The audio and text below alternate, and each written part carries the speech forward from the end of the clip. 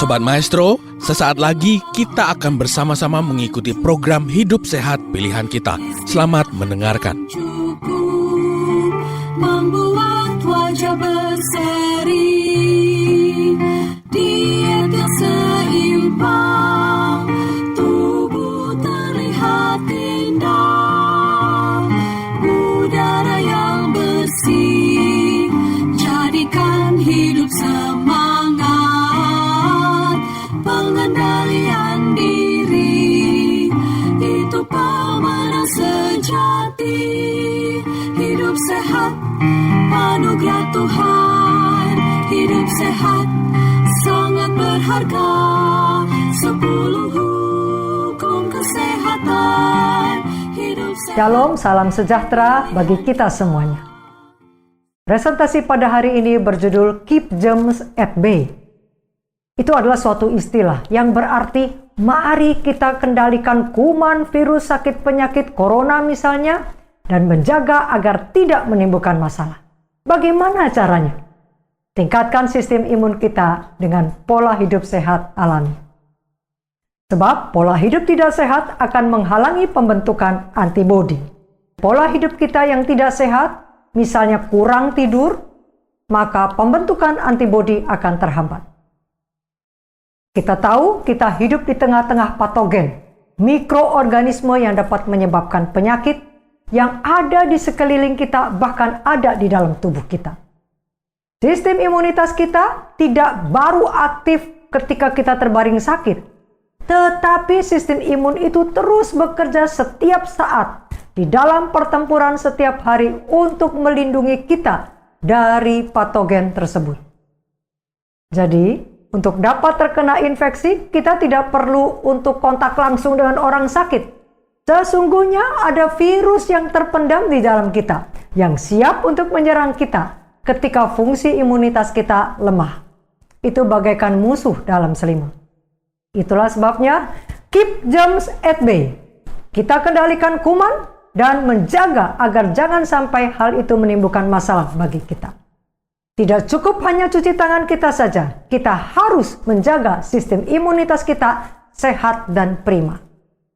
Banyak penyakit infeksi pada manusia berasal dari hewan. Itulah yang disebut penyakit zoonosis. ISPA, infeksi saluran pernapasan atas, merupakan infeksi pada saluran pernafasan yang disebabkan oleh virus, bakteri, serta berbagai macam zat yang terkandung dalam udara. Setiap nafas yang kita hirup, kita memasukkan ribuan bakteri.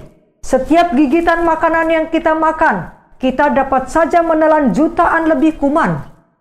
Sebagian besar dari kuman-kuman tersebut tidak berbahaya.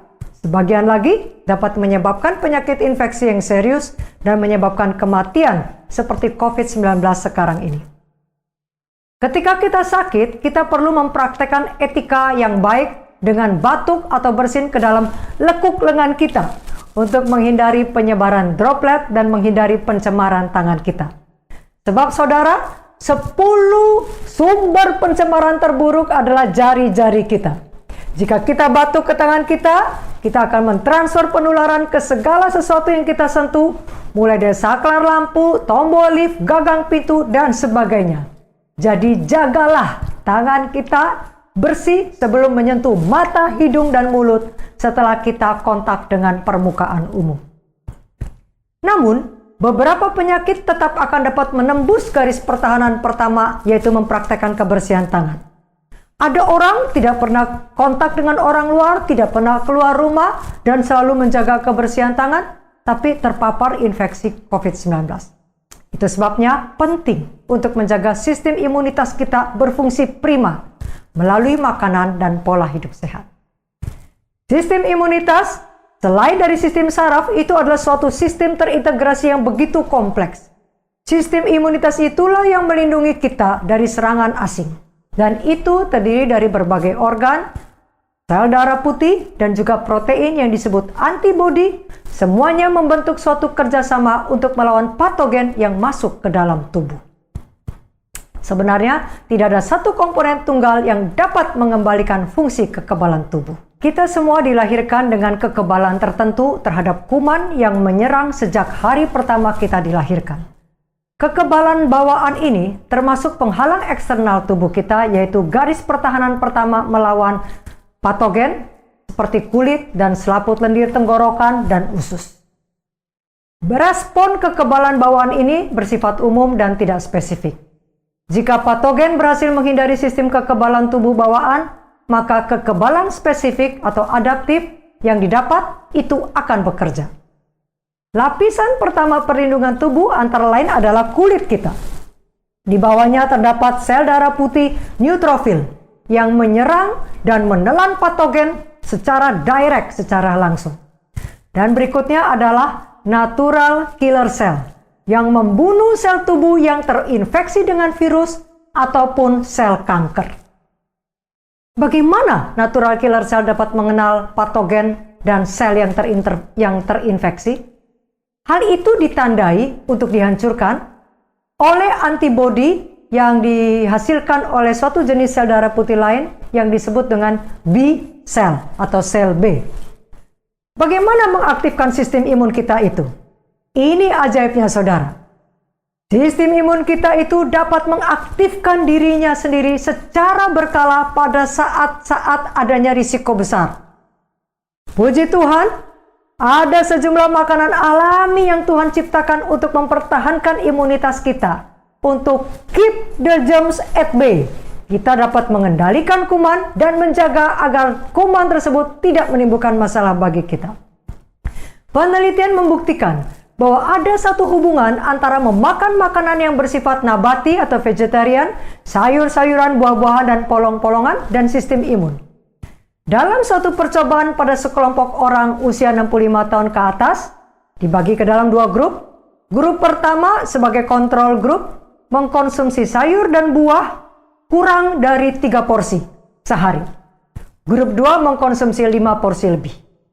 Kedua grup ini diberikan vaksin untuk mencegah pneumonia.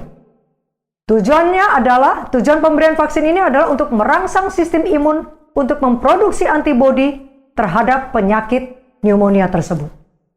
Didapati, grup yang mengkonsumsi sayur dan buah 5 porsi lebih memiliki antibodi 82% lebih banyak dibanding grup yang mengkonsumsi sayur dan buah lebih sedikit. Terbukti, sayur dan buah-buahan dapat meningkatkan sistem imun tubuh kita. Sekarang kami hendak menunjukkan satu jenis sayur-sayuran lain, yaitu keluarga cruciferous atau kubis-kubisan, yang mampu untuk mengaktifkan suatu jenis sel darah putih yang namanya IEL. Apa itu? Nanti kita lihat. Sebelumnya, kita lihat terlebih dahulu pada beberapa fakta menarik yang Tuhan ciptakan pada tubuh manusia.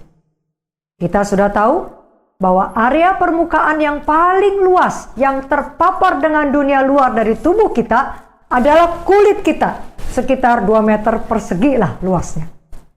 Namun rupanya paparan terbesar dari tubuh kita kepada dunia luar bukan kulit kita, melainkan lapisan usus kecil, sekitar 200 meter persegi, kira-kira seluas lantai rumah rata-rata. Itu berarti 100 kali lebih luas daripada permukaan kulit luar kita ini.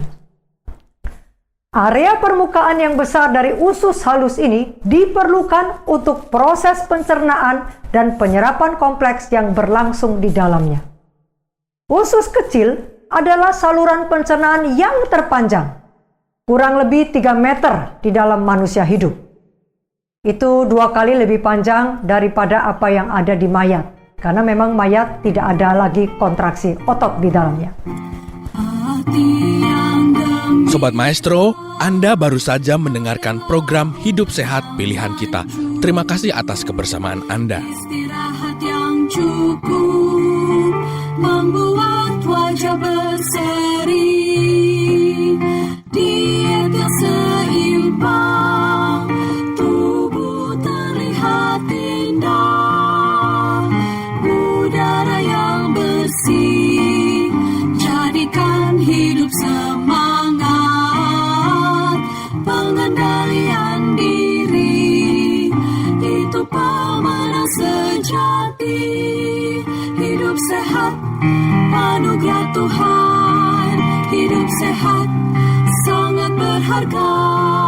10 hukum kesehatan, hidup sehat, pilihan kita.